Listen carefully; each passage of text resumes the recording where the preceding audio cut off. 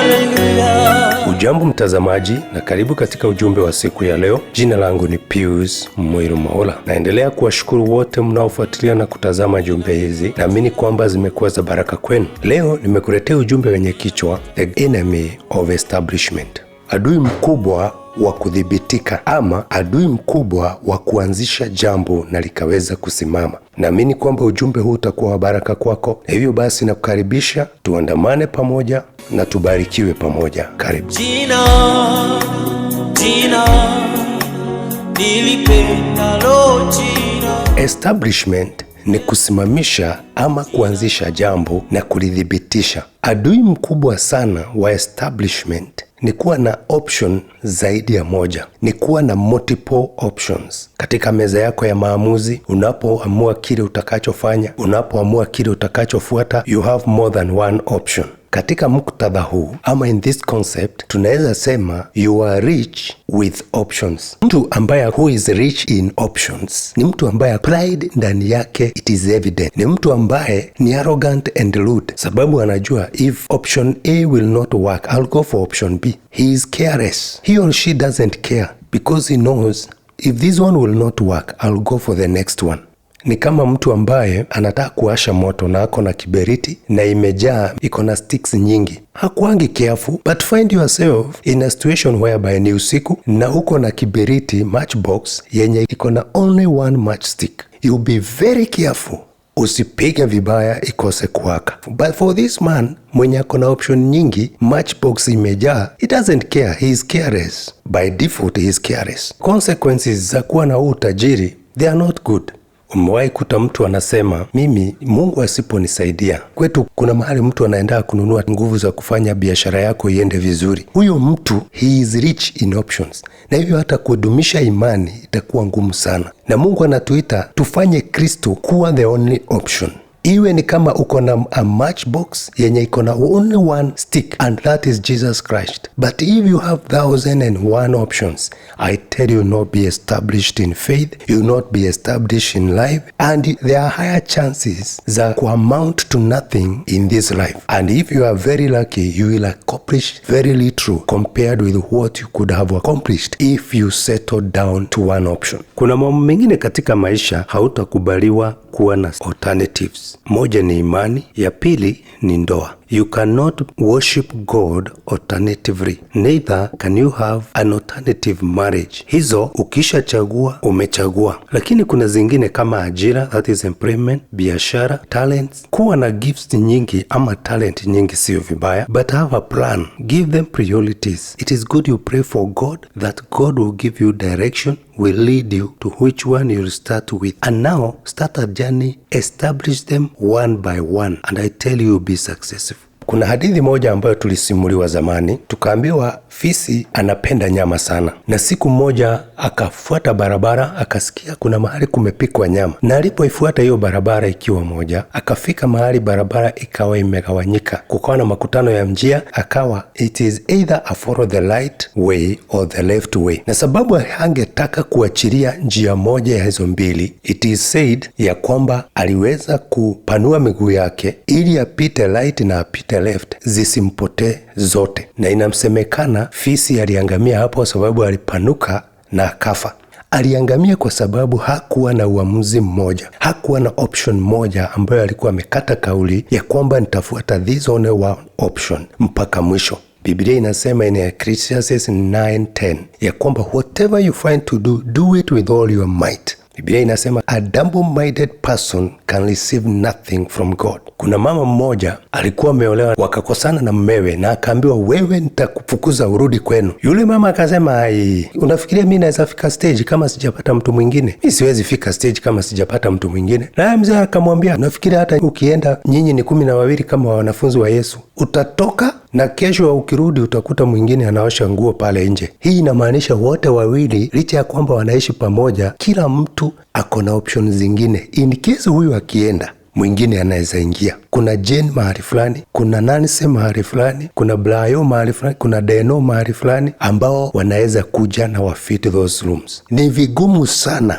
that marriage kuwa established. Siku moja niliitwa niweze kusuluhisha ndoa ya watu wawili iliyokuwa inayumbayumba, na sababu niliwajua tangia walipoana, nikawa naomba Mungu na aweze kunisaidia nijue ni nini hasa huwa kinasumbua hii ndoa yao. Na wakati nilipokuwa na meditate, Roho wa Mungu akaweka ndani yangu, this couple is suffering from this enemy called richness in options. Mke anajua nisikuwa katika ndoa yangu kuna wanaume wawili watatu ambao nitaweza kuenda kwao, naye mume anajua niko na wasichana mahali wawili watatu ambao they will keep me busy. Kwa hivyo wako na option nyingi. Si lazima nioe, ni option moja. Si lazima nikae katika ndoa, ni option nyingine. Naweza enda nijikaishe, it's another option. Marriage yoyote iliyo na watu ambao they are not settled down, hawajaweza kuamua kuishi pamoja, haiwezi simama. Na ndio maana tunapoenda katika sherehe za harusi, kuna kitu mmoja huwa tunangojea sana, that moment ya yes I do. Kile ambacho wakati mhubiri anaposema muweze kuapa, mrudie maneno haya, huwa anajaribu kuondoa the richness of options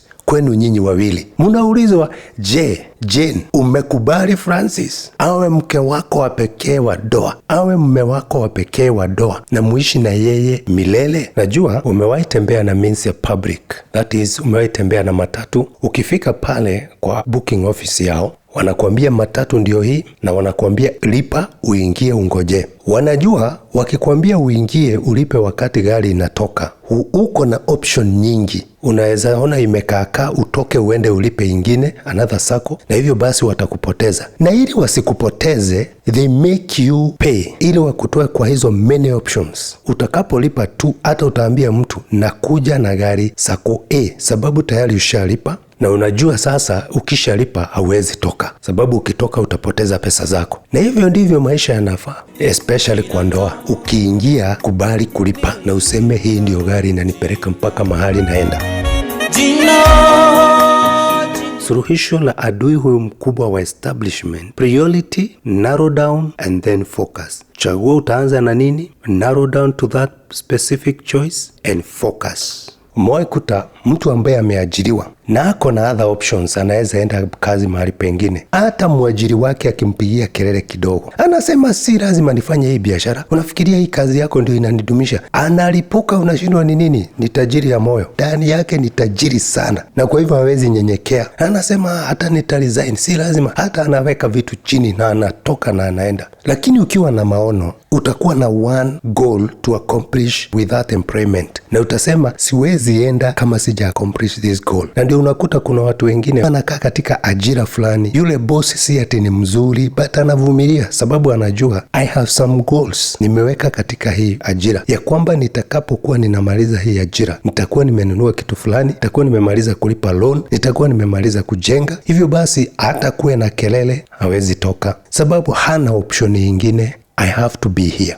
Unajua hata katika imani, ukiwa muumini, a member of a church or a group, ikiwa uko na option nyingi, unasema hii kanisa wasiponifurahisha, wasiponiweka vile ninataka, nitaenda kwa ingine, definitely you will not be established in that specific church or a group. Utakuwa wakikukosea tu kidogo, unasema siwezi vumilia, kuna group nyingi, kuna kanisa nyingi hapa, si lazima nivumilie kwa hii moja. Lakini kama ume make up your mind that this is my home, this is where I belong, you will persevere, and through that perseverance you will be established. Wakati utakapokuwa settled, uchague chaguo moja, unaseme hii ndio nitakayofuata, hapa ndio nitakaa, huyu ndiye tutakaishi na yeye. Number one, you will love your partner, you will love your employer, you will love your church, your group, your department, you will love your nation. And when you love, it is easier to sacrifice. It is easier to give time. You will be committed. Lakini huwezi kuwa committed kwa kitu ama kwa mtu ambaye haupendi. Ukiwa haupendi mtu, utakuwa ukihesabu makosa yake. Lakini wakati utakapompenda na ujue huyu tu ndiye tutaishi na yeye, for example katika ndoa, utakuwa una accommodate shida zake, weakness zake, na you will work out consultatively to see how you can work out the weaknesses. Zingine zinaweza badilika na zile haziwezi badilika, you see how to live with them. Pia utakuwa mwepesi wa kutii, you be obedient and you be ready to forgive. Umewahi kuta mtu unamuuliza, huwa mnakaaje na bosi wako na vile ni mkali? Nakwambia mimi nilimjua tu na kaanga na yeye sababu ninamjua. Huyu mtu alijua mwajiri wangu ananipatia kile ninachohitaji, kwa hivyo weakness yake nita-accommodate. Na unakuta maybe kuna watu wameajiriwa hapo, wengi wakienda na wengine hata hawaendi sababu wamepata kazi mahali pengine, because hawajasema na ni vipi ninaweza kaa na huyu. Hata Waswahili husema bania ni mbaya, kiatu chake dawa, kumaanisha unaweza kuwa na mtu mbaya lakini kuna suluhisho ambazo ana offer. That means you'll accommodate the weaknesses, the bad side, because the good side is overtaking the bad side of him or her.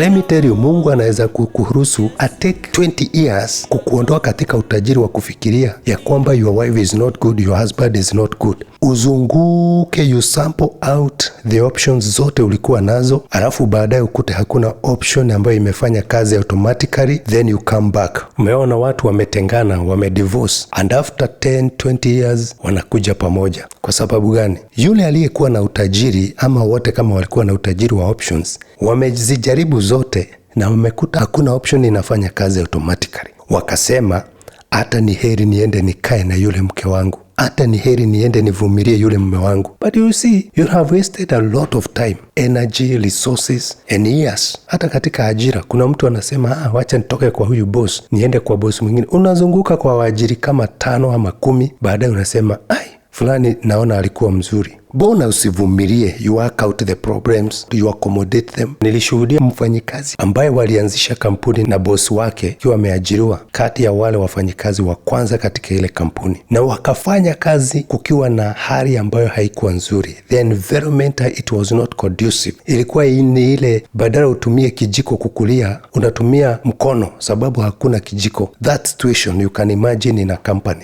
Improvisation here and there. Watu wengine wanakuja, hii kampuni inakaaje, hata haina kitu fulani, hata haina kitu fulani, siwezi wako kwa hii kampuni kama hii. Tukisoma professionally, it is not done this way.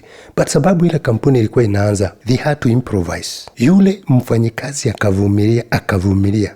After many years, wakati alipokufa, bosi yake akasema hata kama amekufa nitaendelea kulipa jamii yake mshahara wake kwa miaka kadhaa. Kwa sababu gani? Alivumilia wakati hali ilikuwa mbaya, aka work out together with the boss, akawa committed, akaipenda, akasacrifice for that young company, na hilo jambo likafanya ile kampuni imekuwa pamoja na yeye. Na hivyo basi hata alipokufa ilibidi aendelee kulipwa. Unajua, utakapokuwa umeamua ya kwamba Jehova ndiye Mungu wangu, na uamue ya kwamba fulani ndiye mke wangu tu, fulani ndiye mume wangu tu, hii company ndiyo my employer, huyu ndiye my employer, hii kanisa ndiyo my church, my home church, my only church, this nation is the only nation that I have. Utatoka katika mahali pa kuchagua, mahali unakompea, uchukue chaguo lako na uanze sasa kustudy, what does God require from me? What does my husband, my wife, my employer, my group, my church require from me, all of me?